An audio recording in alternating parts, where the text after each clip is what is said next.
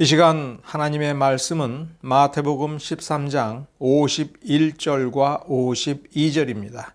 마태복음 13장 51절과 52절을 제가 개역 한글 성경으로 읽어 드리겠습니다. 이 모든 것을 깨달았느냐 하시니 대답하되 그러하오이다. 예수께서 가라사대 그러므로 천국의 제자된 서기관마다 마치 새 것과 옛 것을 그 곳간에서 내어오는 집주인과 같으니라. 아멘. 51절과 52절은 구조가 특이하고 매우 특이한 단어가 등장합니다. 첫째, 이 구조부터 보겠습니다. 이 모든 것을 깨달았느냐 하시니 대답하되 그러하오이다. 이 문장은 단순합니다. 그러나 이 문장이 여기에 들어갔다라고 하는 것에 그 의미를 새겨볼 필요가 있습니다. 예수께서 제자들에게 이 모든 것을 깨달았느냐, 즉 천국의 비유에 숨겨져 있는 보기는 보아도 보지 못하고 듣기는 들어도 뭔 소린지 이해가 안 되는 그 비유들을 주님께서 말씀하여 주시고 이제 그 비유들을 설명해 주셨습니다. 이 비유는 이런 거다. 다 알아들었느냐? 여기서 깨달았느냐라고 하는 거는 몰랐다가 갑자기 뭔가 머릿속에 번쩍이는 스치는 뭔가가 있느냐? 그러면 됐다 이런 것이 아닙니다. 왜 그것이 아니냐?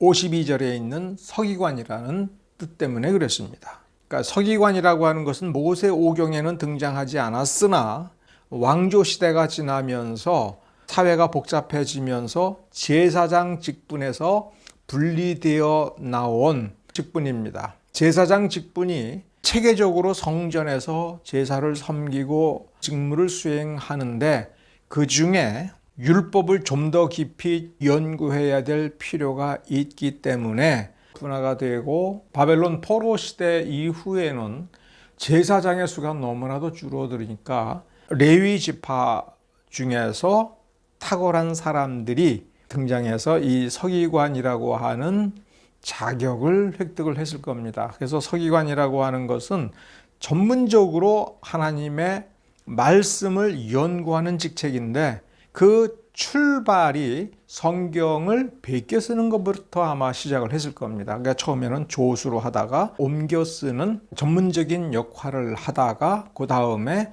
성경의 구절들을 연구하고 집대성하고 책을 편찬하고 그 연구된 결과를 정리하여 가르치는 이런 식으로 점점 분화되어 가는 겁니다. 그래서 우리는 에스라를 기억을 합니다. 제사장이며 서기관이고 율법 학자로서 유명한데 에스라가 튀어나온 것이 아니라 이미 왕조 시대 후기서부터 이렇게 율법을 연구하는 사람이 점점 나온 것입니다. 그러면 서기관은 추구하는 것이 묵상을 하고 명상 속에서 무언가 번쩍이는 것을 포착하여 깨달았다. 나는 구원받았다. 이렇게 나가는 사람이 아닌 겁니다.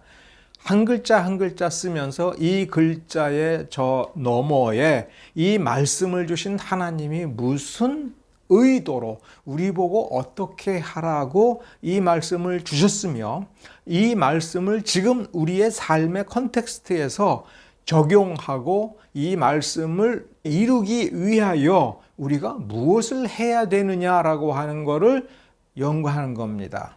서기관의 역할은 어느 한 시대에 끝난 게 아닙니다. 주석책을 하나 썼다고 해서 끝나는 게 아닙니다. 왜냐하면 우리의 삶의 컨텍스트가 바뀌는 겁니다. 유대인이라 할지라도 가나안 땅에 들어올 때에 그 이스라엘 족속들과 왕조를 세울 때 그리고 왕조가 번성을 할 때 그 다음에 외적의 침입에 의하여 왕조가 위태로워질 때 혹은 북왕국이 멸망을 했을 때 왕조가 멸망을 했을 때 살아남은 그들은 하나님의 백성으로서 어떻게 이 사건들을 받아들이고 어떻게 그 공동체를 유지를 하고 어떻게 믿음의 본질을 유지하고 그 믿음을 펼칠까? 바벨론 사람들을 어떻게 해야 될까? 저 원수들을 어떻게 해야 될까? 이러한 여러 가지 의문을 가지고 말씀을 들여다보면서 그때그때마다 우리가 어떻게 해야 되느냐라고 하는 것이 저 아브라함으로부터 이어지는 믿음의 계승자들의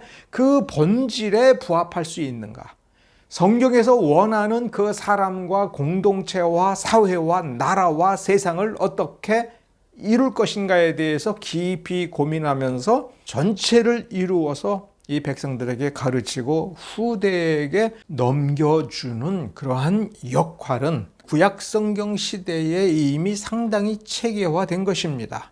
본질적으로 중요한 것은 이 서기관이라는 말에는 51절에 있는 번역, 이 모든 것을 깨달았느냐라고 할 때에 이 번역을 깨달았다라고 우리가 아는 종교적 의미에서의 그 좁은 정의로 보는 것이 아니라 이제 뭐를 해야 될지 알았느냐, 이해했느냐, 이 말씀을 이해했느냐, 이 말씀을 어떻게 해야 되는지, 너의 역할을 어떻게 감당해야 될지 이제 감을 잡았느냐라고 하는 매우 폭넓은 것입니다. 제자들이 알아들었습니다 라고 했어요. 자, 그럼 여기서 무엇을 생각을 해야 되냐면 50절까지는 강의라고 볼 수 있어요. 예수님은 이 특별한 제자들을 모아놓고 집중 강의를 하신 겁니다. 이제 마지막에 다 알아들었어? 이렇게 제자들에게 물은 겁니다. 그냥 제자들이 알아들었습니다. 이제 강의를 다 했으면 그 다음에 교수는 뭐를 합니까? 시험 보는 거예요. 그렇죠? 시험을 봐야죠.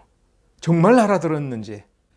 알아들었다라고 본인은 생각했지만 가르친 교수가 생각하기에 이 정도면 됐어. 만점이야. 아니면 이건 낙제야. 평가를 해야죠. 그리고 이러한 평가는 제자들이 배워야 되는 겁니다. 왜냐하면 예수님께서 승천하신 이후에 이 제자들은 선생님이 없는 거 아닙니까? 모든 사람이, 교회의 모든 지도자, 모든 목사가 이 사도들과 똑같은 수준이 아닙니다. 여러분 자신을 생각을 해보십시오.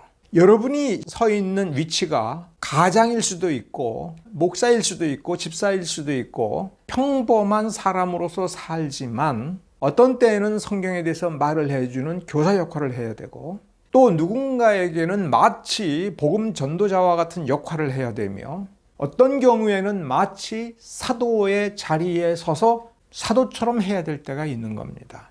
우리는 그 역할에 대해서 매 순간 정확히 깨닫고 행동하지 않지만 그런 역할을 감당하는 겁니다.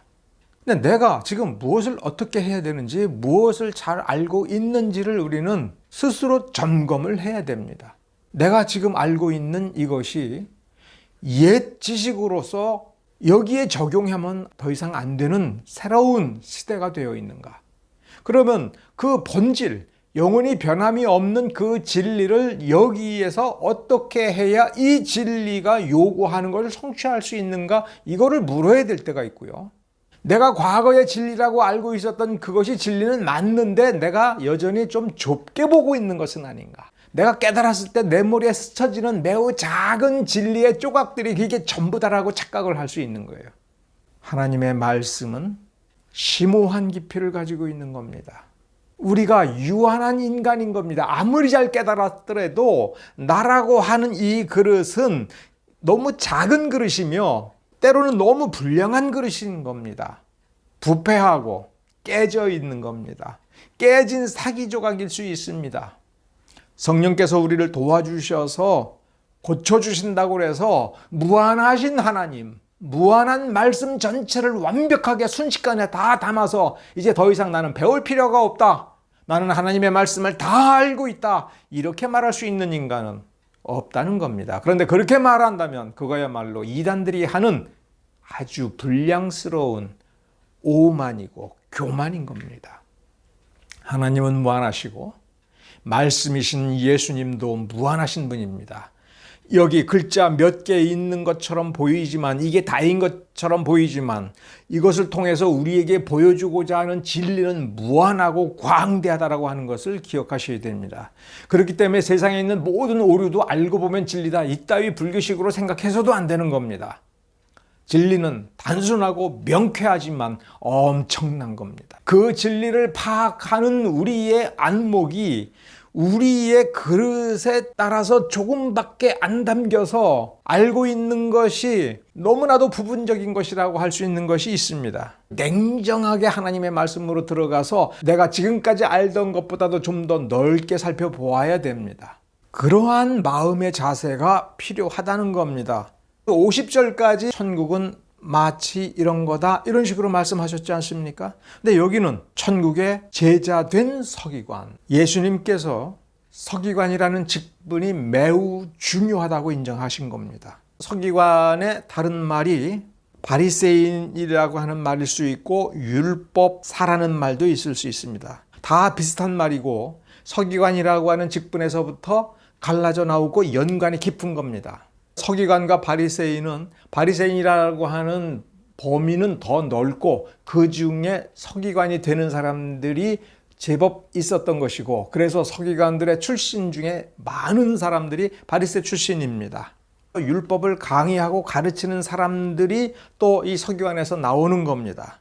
사도들이 이 서기관과는 다르게 바리새인들과는 다르게 믿음만 가르치면 된다, 믿으라고만 하면 된다가 아니라 지금 천국의 제자된 서기관이라고 하는 직분을 인정하고 있는 겁니다. 그러면 너희들이 이렇게 가르칠 줄 아느냐 이거예요.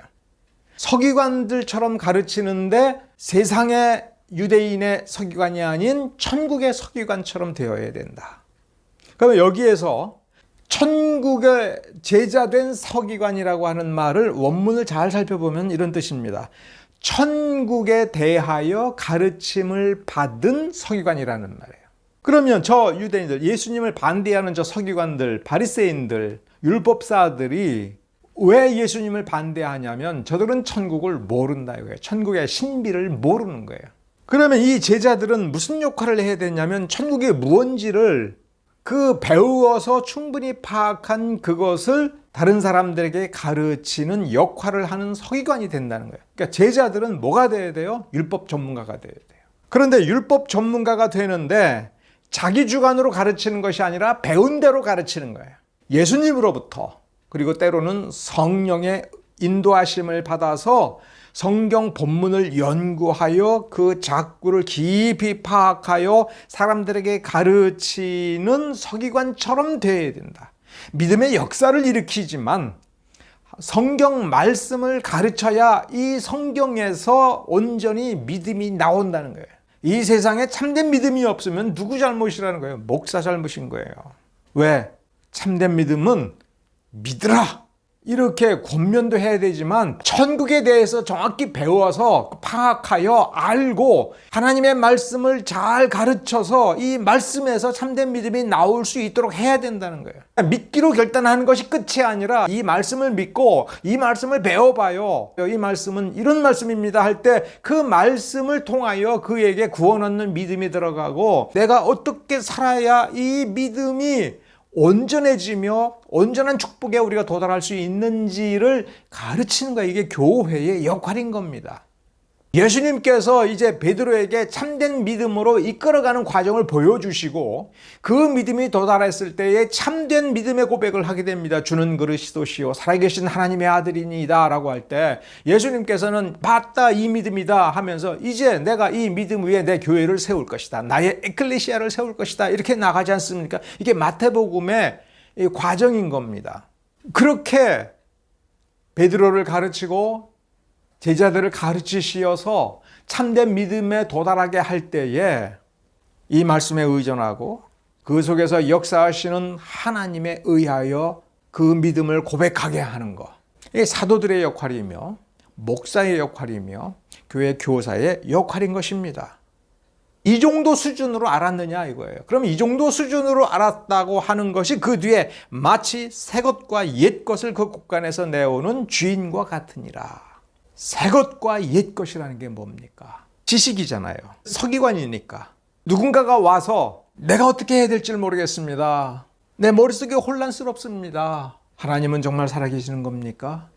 내가 온전한 믿음 가운데에서 신자답게 살려면 내가 여기서 어떻게 해야 되는 것입니까? 이렇게 사람들이 물어오면 교인들이 그런 상황에 부딪힌 것을 보게 되면 천국의 제자된 천국에 대해서 정확히 배우고 깨달아서 수준 높은 서기관이 된 제자라면 그 정도 수준의 제자라면 그 사람의 상황을 보고 아 이건 옛날 거 이거 갖다 주면 되겠구나. 새 것이라고 하는 건 옛날에는 없었던 거예요.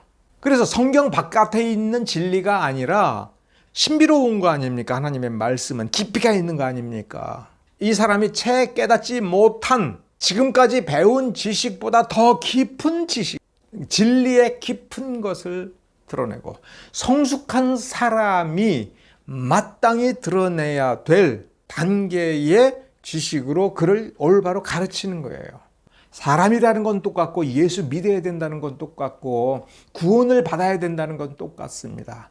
그러나 그 아이가 5살 때 만나는 세상, 10살 때 만나는 세상, 대학교에 들어갈 때 만난 세상, 대학을 나와서 취직을 해서 그 직장에서 만나는 세상은 많이 다르지 않습니까? 진리는 변함이 없고 믿음은 변함이 없지만 그 단계마다 그 새롭게 만나는 세상에서 어떻게 해야 그 진리, 그 하나님의 나라를 이룰 것인가에 대해서 적용 방법, 알아야 될 지식들, 왜 그렇게 해야 되는 것인가에 대한 더 깊은 이해, 그런 게 필요하지 않습니까?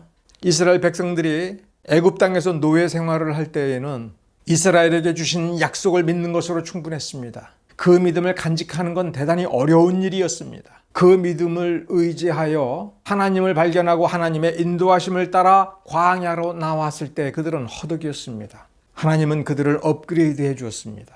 신의 산 언약을 주시고 그 언약을 기록한 책, 그리고 심지어 모세를 통해서 하나님의 창조로부터 바로 그 순간까지 그리고 장차 벌어질 일에 대해서 모세 오경을 기록하게 하여 주셨습니다. 더 폭넓게 더 깊이 이해해야 됩니다. 그리고 그것을 삶으로 경험하라고 성막을 주셨습니다. 제사 제도를 주셨습니다. 그 목적은 말씀을 깊이 깨달으라. 그리고 말씀의 깊은 곳에, 이 계명의 깊은 곳에 예수 그리스도가 있다. 그 예수를 깨달으라. 메시아를 깨달으라. 그 피를 믿으라. 그 피가 어떻게 너희에게 공로가 되어서 능력이 되어서 너희의 삶을 변화시키고 너희의 나라를 이루게 하고 하나님을 영화롭게 할 수 있는지를 경험하여 깨달으라. 그래서 그 지식을 깊이 있게 하라. 그런 단계가 있는 거 아닙니까? 왕조시대에는 선지자가 있는 것이고 에스라가 있고 또한 바벨론 포로가 끝난 뒤에는 말라기 같은 선지자가 또 나온 겁니다. 단계마다 말씀은 본질은 같아도 깊이가 달라집니다. 그것이 새 것입니다. 진리는 똑같다고 해서 100년 전, 500년 전, 1000년 전에 그 어떤 메시지를 앞에 놓고 그것대로 한다고 되는 게 아닙니다. 조직신학책은 새로 써지어야 되는 겁니다. 옛 조직신학과 오늘 우리가 새로 쓰는 조직신학은 본질은 동일해도 깊이가 더 깊어야 되고 부딪히는 문제들이 새로운 것만큼 깊이를 더 깊게 그리고 더 넓게 펼쳐서 하나님의 진리, 이 성경에 담긴 하나님의 진리를 더 넓혀야 되는 겁니다.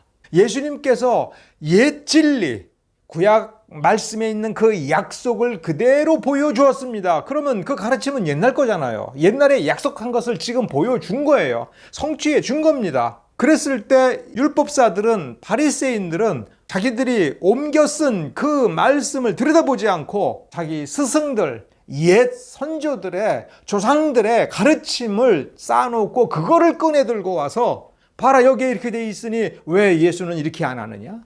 왜 이 가르침에 순종하지 않느냐? 이런 식으로 나왔던 겁니다. 누구든지 이러한 오류에 빠지면 그는 거짓 교사가 되는 것이고 사꾼 목자가 되는 것입니다. 그것은 본인이 원해서 되는 것이 아니죠. 본인의 게으름 때문에 그렇게 되는 겁니다. 선생의 죄악 중에 가장 큰 죄는 어디서 시작이 되고 있느냐? 게으름에서 시작이 되는 겁니다. 나태해서 시작이 되는 겁니다.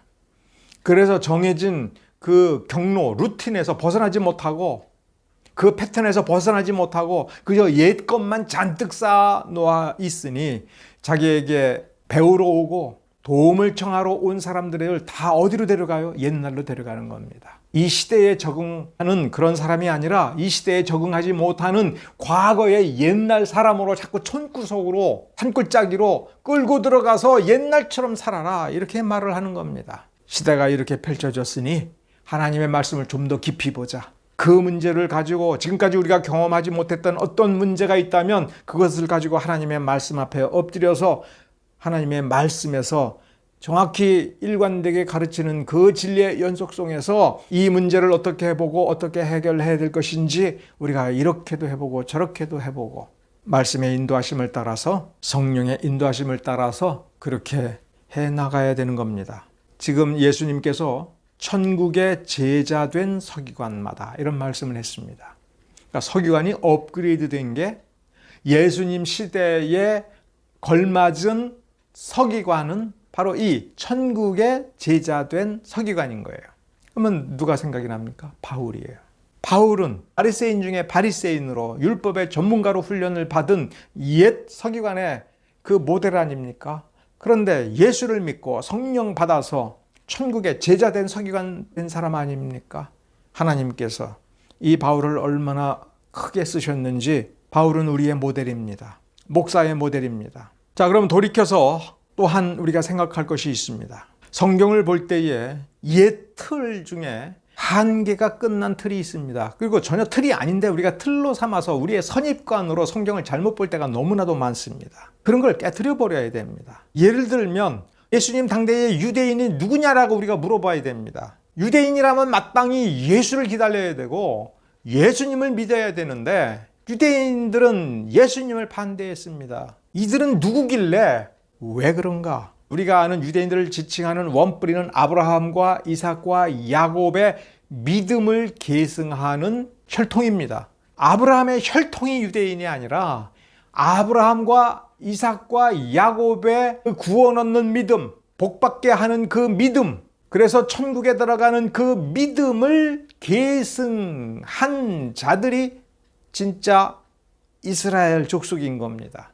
그건 이미 구약에서 보여주었어요. 살아있는 믿음을 보여준 자들에게는 이 회중에 들어올 수 있는 특권을 하나님께서 주셨습니다. 갈렙이 그런 사람이고 룻이 그런 사람입니다. 원래 이스라엘 족속은 야곱의 12아들이죠. 12지파가 됐습니다. 예수님 당대에 12지파가 있었습니까? 그 의미가 없어졌습니다. 12지파가 나라를 이루었지만 망했지 않습니까? 그래서 예수님 당시에는 12지파의 영역에서 12지파가 있었던 것이 아니라 족보를 기억하는 사람들은 그 족보를 가지고 있습니다만은 그 혈통은 믿을 수가 없는 거였어요. 남쪽의 유대인들은 혈통을 잘 지켜서 유대인의 혈통이다라고 하지만 성경 말씀을 잘 보면 그거 의미 없었어요. 헤롯 왕의 핏줄이 어딥니까? 이두메인입니다. 에돔 사람입니다. 에돔 사람이 침례자 요한도 죽이도록 내버려 두었고 예수님을 십자가에 못 박으라고 일제히 소리 지른 사람들이 이때 당시에 소위 유대인이라고 하는 사람들입니다.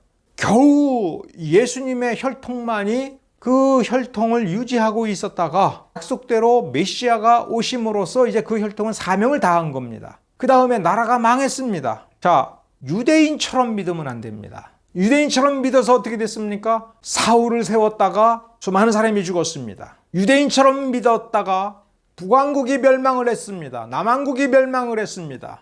그들은 포로로서 간절한 기도를 했을 때 이 땅에 돌아왔습니다마는 바벨론의 통치 하에서 허락을 받은 겁니다. 성전을 지었습니다. 그러나 또 타락을 했습니다. 예수님이 태어났습니다. 일대의 갓난아기들을 죽였습니다. 예수님을 죽였습니다. 사도들을 반대합니다. 이렇게 반대해도 복된 민족입니까? 절대로 아니지요. 그래서 돌 위에 돌 하나 남지 않고 예루살렘이 파괴되고 성전이 파괴되고 2000년 동안 나라 없는 민족으로 뿔뿔이 흩어졌습니다. 지금 저 중동의 이스라엘이라는 저 나라를 구성하고 있는 유대인들이 진짜 유대인이냐 할 때 성경적 기준으로 보면 유대인이 아닙니다. 계명을 열심히 추구하면 결과가 어떻게 됩니까? 예수를 발견하게 되어 있습니다. 그런데 아직까지도 2000년이 지난 아직까지도 유대인들은 예수를 참된 메시아라고 인정 안 하지 않습니까? 그럴 수 없는 겁니다. 그들은 말씀을 똑바로 온전히 하나님의 뜻대로 읽지 아니한 사람들입니다. 유대인처럼 믿으니까 하나님께서 나라를 줄 때마다 그 나라를 거덜내버린 겁니다. 하나님이 복을 주실 때마다 또 죄를 지어서 또 징계를 받고 수많은 죽임을 당하고 저주를 받습니다. 그렇게 믿으면 안 되는 겁니다. 그 운명이 요한복음 1장 11절에서부터 13절에 써 있습니다. 11절에 이렇게 써 있습니다. 자기 땅에 오매 자기 백성이 영접지 아니하였으나, 이 말은 여기서 말하는 자기 백성은 아브라함과 이삭과 야곱에게 약속한 그 혈통들입니다. 언약 백성이니까 말 그대로 가나안 이스라엘 그 백성들입니다. 그런데 그들은 영접지 아니하였습니다. 믿지 아니하였습니다. 영접하는 자 곧 그 이름을 믿는 자들에게는 하나님의 자녀가 되는 권세를 언제부터 주셨습니까? 아브라함을 택할 때부터 주신 겁니다. 그 이전부터 주신 겁니다. 그러면 이렇게 영접하는 자는 혈통으로 되는 게 아니다. 유대인이기 때문에 되는 게 아니다. 사람이 결단한다고 되는 게 아니다. 미련과 정 때문이 아니다. 오직 하나님께로서 난 자들이기 때문에 믿는 거다. 그 얘기는 유대인들은 유대인이라고 하는 혈통을 아무리 가졌어도 그 혈통이 곧 하나님의 자녀다, 하나님께로부터 났다라고 하는 증거가 아닌 거예요. 아브라함도 이삭도 야곱도 구원 얻는 믿음을 가졌기 때문에 하나님의 자녀가 된 것이고 약속을 받은 것입니다. 예수님이 오심으로써 참된 말씀의 백성들, 믿음의 백성들이 온전한 하나님의 나라를 이루어가는 또 하나의 깊은 단계로 간 것입니다. 제자들은 바로 이 나라를 위하여, 교회를 위하여 택함을 받아서 하나님의 나라의 비밀을 배워서 알게 되고 숙달하게 된 서기관과도 같으니 이 나라를 가르치라라는 거예요. 이 나라의 법도를 가르치라라는 거예요. 그러므로 요한복음 1장 11절 13절을 따르면 육적인 혈통을 따르는 옛 백성과 영접하여 하나님의 자녀된 신분을 이 땅 위에서 획득한 그들, 여기서 이제 갈라지는 거죠. 그래서 마태복음 3장 8절 9절에 이어서 보면 그러므로 회개에 합당한 열매를 맺고 속으로는 아브라함이 우리 조상이라고 생각하지 말라. 회개에 합당한 열매를 맺으라. 내가 아브라함의 혈통을 물려받았다라고 그런 거 자랑하지 말라. 그런 생각하지 말라. 그건 아무것도 아니다. 예수 그리스도를 믿는 믿음을 생각하라. 유대인들처럼 하지 마라.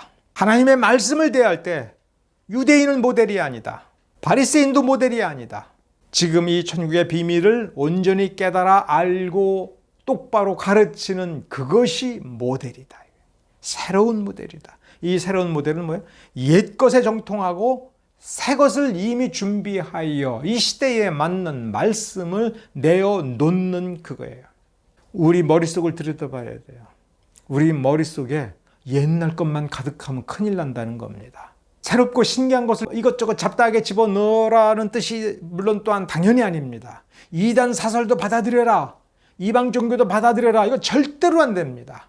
성경을 깊이 들여다보는데 지금까지 우리가 경험하지 못한 새로운 상황에 적용되는 말씀의 깊은 것을 가르칠 수 있어야 된다는 거예요. 그걸 준비하고 있어야 되고 신자들은 그거를 배워 놓고 있어야 되는 겁니다. 그럼 이걸 따라가려면 공부 얼마나 많이 해야 됩니까? 성경 공부를 맨날 수박 겉핥기식으로 공부하는 사람들에게는 화 있을진저 이렇게 얘기하는 겁니다. 여기서 유명한 강의가 있으니 우리 거기 우르르 몰려가서 사실 이렇게 유명하니까 지금 유명하니까 근데 본질을 들여다보라는 거예요. 그저 옛날 것의 포장만 바꾼 것인지 300년 전의 것을 포장만 바꾼 것인지 1000년 전의 것을 포장만 바꾼 것인지 그럼 포장 빼내고 옛 것을 먼저 깊이 이해해서 이것과 연장선에서 지금 정말 새롭게 됐는데 리노베이션 됐는데 근데 그 리노베이션이 신기하게 만든 것이 아니라 이 시대 상황을 똑바로 대처하고 대응하고 그래서 옛 믿음의 선조들이 추구하던 것과 똑같은 목표에 정확히 도달할 수 있도록 해주는 그게 무엇인지. 여러분 종교개혁가들이 어떤 사람들입니까?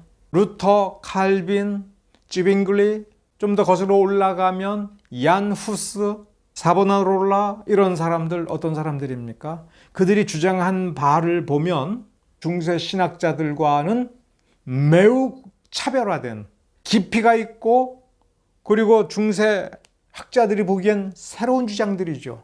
이를테면 중세 학자들은 믿음과 행위로 믿음과 성례전으로 근데 믿음보다는 더 중요한 성례전으로 구원받는다 이렇게 수백 년 동안 가르쳤는데 종교개혁가들은 아니다, 믿음으로 구원받는다, 사제는 필요 없다, 사제만 말씀 공부하는 게 아니다, 사제만 말씀한다고 되는 게 아니다, 성경 문자를 읽는다고 되는 게 아니다, 깊이 들여다보고 그 진리를 똑바로 말하면 되는 거다. 중세 그 시대를 보면 얼마나 새로운 가르침이었습니까? 16세기에 새로운 주장들이 나온 겁니다. 그런데 본질을 들여다보니 초대교회 때의 가르침인 거예요. 말씀을 회복한 겁니다. 그런데 당대인들은 참 희한한 소리 한다, 누가 그렇게 가르쳤느냐, 난 못 들어봤다, 이렇게 얘기한 거예요. 이게 옛것과 새것이에요. 종교개혁가들을 추구하고 따라갔던 사람들은 종교개혁가들의 말을 듣고 성경을 보니 성경이 정말 그렇게 가르친다, 그 가르침에 목숨을 걸었던 것이고, 그 가르침을 이 땅 위에서 실현하기 위해서 일신의 행복을 잠시 포기하고 괴로움을 당했던 겁니다. 그래서 말씀이 살아있게 한 겁니다. 손해보면서 말씀을 따라갈 때에 거기에 말씀이 살아서 역사했던 것입니다. 말씀의 역사를 따라가니 말씀이 우리에게 복을 주시고 그 말씀을 의지하여 새로운 나라를 만들게 되었던 것입니다. 그것이 유대인들처럼 믿지 않는 겁니다. 성경처럼 믿어야 됩니다. 성경 그대로 믿어야 됩니다. 예수님은 그러한 믿음의 세계를 너희들이 열어야 된다라고 사도들에게 가르치신 겁니다. 여러분도 깨달았습니까? 천국의 비유를 깨달았습니까? 깨달았다라고 말하지 마십시오. 이루겠다라고 말을 해야 됩니다. 지금 이미 예수님께서는 이와 같은 교회를 세우라고 우리에게 명령하셨고 우리에게 열매를 내놔봐라라고 요구하는 그런 시대가 되었습니다.